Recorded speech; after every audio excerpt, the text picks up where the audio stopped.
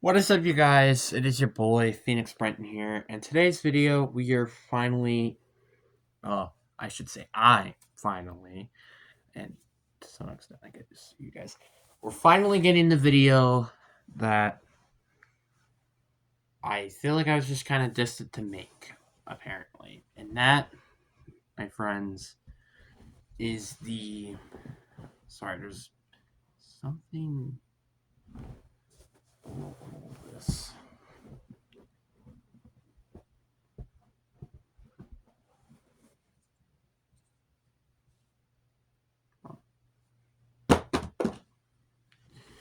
Well, glad I got that out of the way. Sorry about that. But yeah, we're going to be talking about high school football and just its entire season as a whole and blah, blah, blah. Before we get today's video, like and subscribe. We're on the road again to 700 subscribers. Anyways, let's get into the video. And it's kind of just going to be me summarizing the season and then having my personal opinions of it. So obviously, week one was a game that I was really, really frustrated with. It was a game where honestly both teams didn't deserve to win and also deserved to win, just because again that's how much of an ugly game that was. Honestly, it's kind of upsetting that we did end up winning that game because I feel like we kind of do figure out ways to win those type of games, but unfortunately we didn't, and that was probably one of the most heartbreaking games we had all season long. I think the only game that comes closer to that is when we get to there, probably even more heartbreaking because it was a playoff game. But yeah, and then we had week two, and that game was just abysmal. I mean, watching your team getting destroyed in front of you at home, nonetheless, is not a fun thing to watch. Like, it's never going to be. Well, like, now I kind of like understand how it feels to be like a garbage team and then just having to watch your team every week, because that's what it felt like for that one week. Was like, wow, I was watching a genuinely garbage team going against a genuinely great team. Which, to be fair, the people who we went against, which I'm gonna kind of be as cryptic a little bit, end up being right now still in the race of winning the state championship. So I'm not too upset, but once again, you're still kind of upset that you even got destroyed by that much. Just to be honest. And after that, I was like wondering, are we even going to be able to win a game? Or is the coaching understanding what we need to do? Stuff like that. I didn't really want to make a video, and this is when I just stop making videos about this, because it's like I don't want to talk about a whole season where I might just be talking about, oh, this team sucks, blah blah blah blah blah blah. I don't want to do that. Which, I mean, maybe the reason why we lost is because I didn't lost the last game, because I didn't talk about, oh, this needed to be fixed, this needed to be fixed, this blah blah blah. And then week three happened, and we destroyed them. It did take a little bit of a while though. Like, it took like a second half for us to finally kind of kill it into gear and kind of just destroy them and Bodos them, really. But at least we got onto the right path, I'll say. And then I think we went against um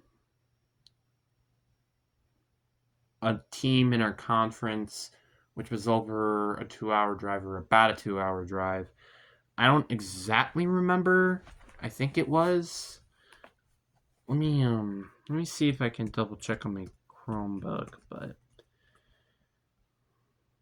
I'm just double checking. And that game was a pretty ugly game. I did watch that game even though I wasn't there. Um,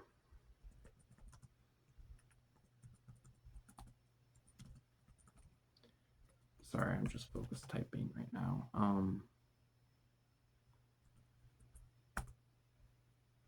I'm just. Oh yeah.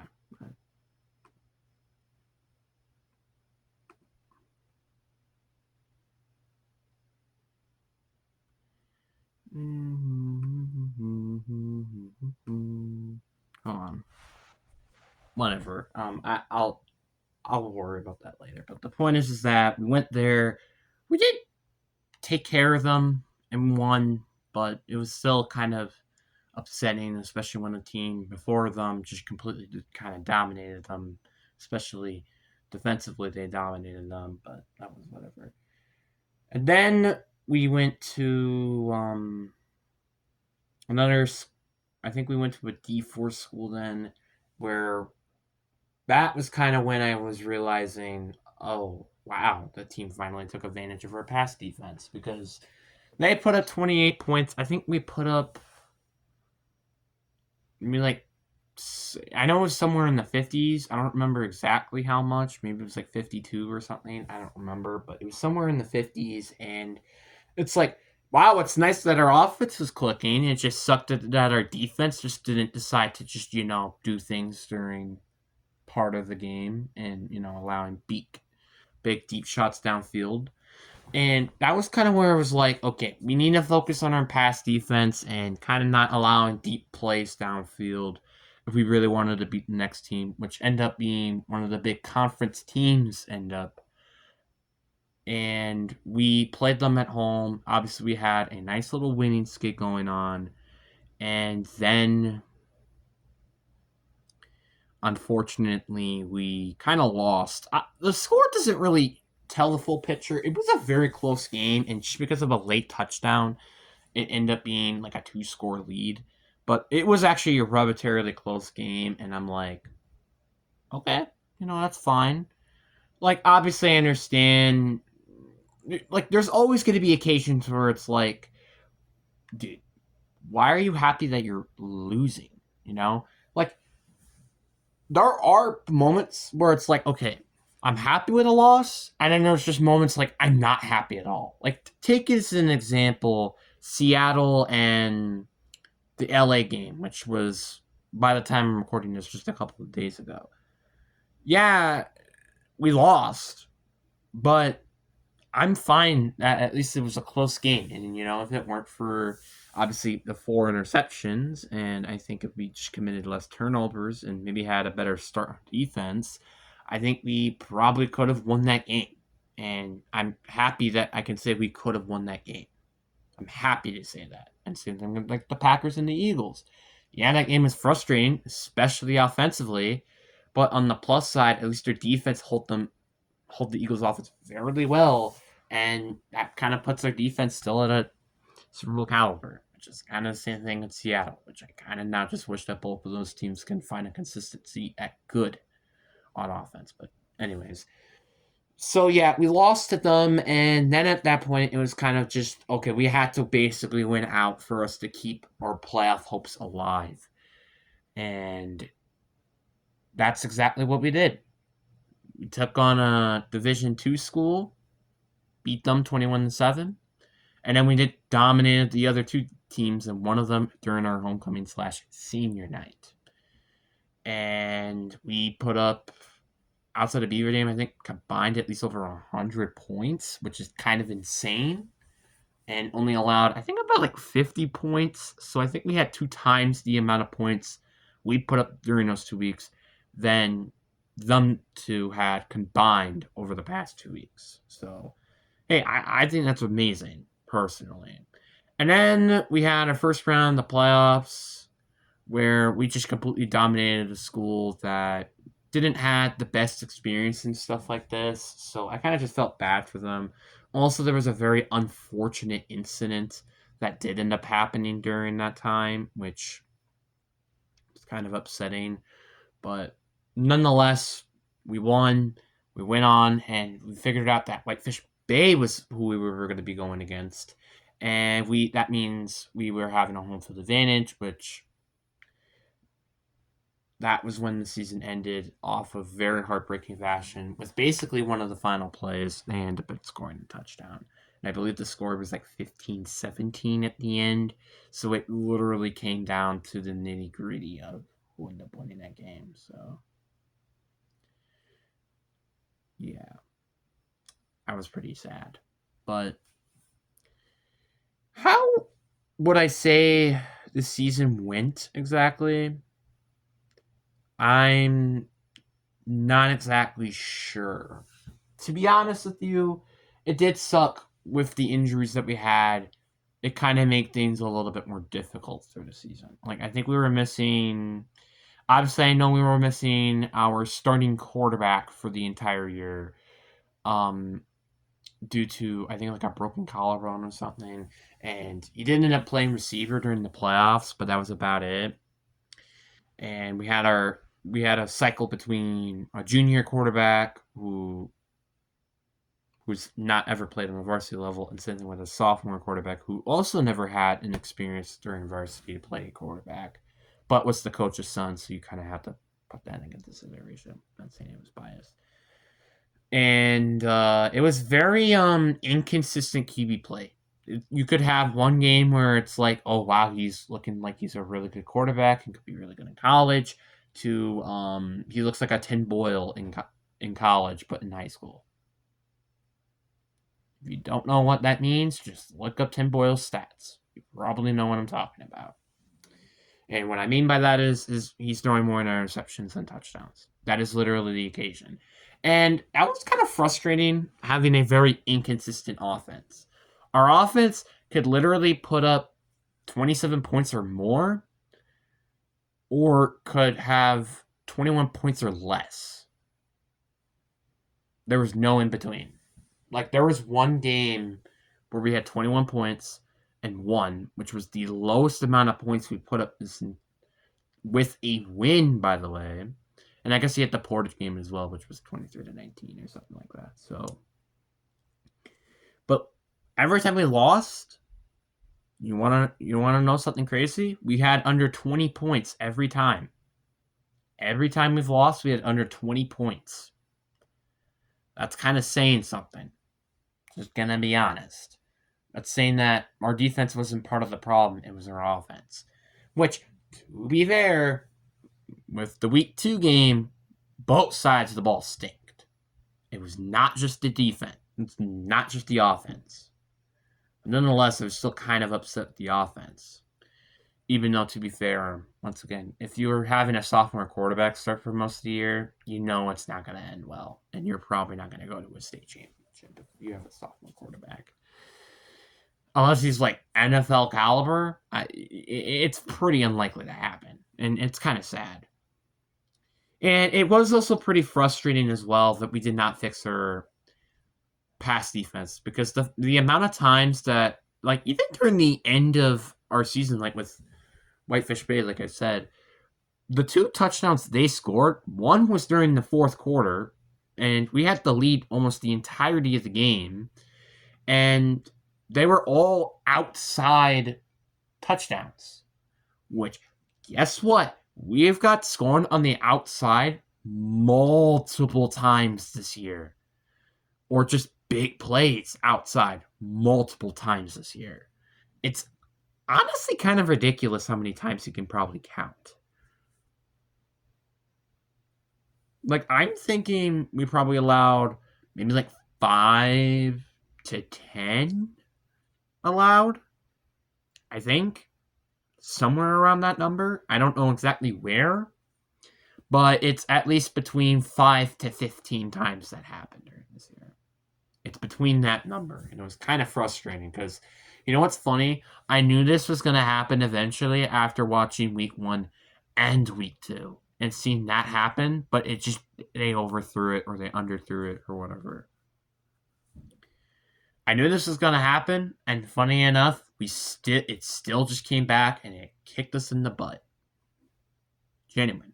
And I know, even though we were putting like our backups in during the first round of the playoffs when they scored a touchdown, their only touchdown, funny enough, I was like, can we fix this, please? You know, because it was so freaking annoying how many times this was such an issue throughout the entire year, and yet that was the thing that bit us at the end.